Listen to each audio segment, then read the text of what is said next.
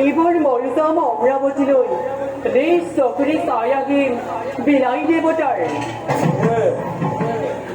নালাগে যাবি তোলাব তুমি অমৰাৱতীলৈ। কিয় নাথ, নাই নেকি অমৰাৱতীক মোৰ অধিকাৰ? সামান্য দৈত্যক সামান্য দেৱতাক পৰাজয় কৰিবলৈ কিমান দিন লাগিব?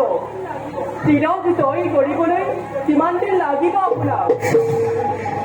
স্বৰ্গৰ ৰম্ভা মেনকা উমকিৰ আদিৰ ৰূপত আত্মহাৰা হৈ পাহৰি গৈছে আপুনি এই অভাগীক। ভুল ভুল মই কৰিছো স্বীকাৰ, কিন্তু প্ৰিয়ে দেৱতাৰ লগতে সংগ্ৰাম চলি থাকোঁতে দেৱতাৰ সহায়ৰ বাবে উপস্থিত হল স্বয়ং ভোলানাথ।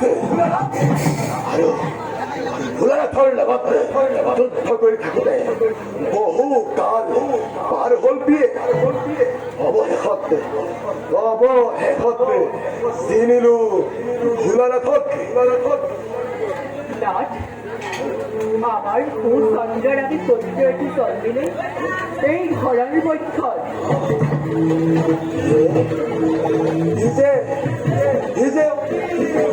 আনন্দর কথা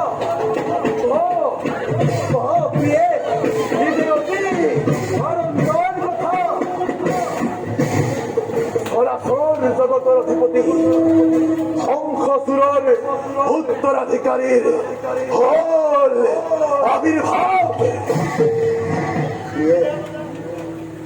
বলা বলা প্ৰিয়ে অন্তেপুৰলৈ ময়ো গৈছো তোমাৰ পিছত।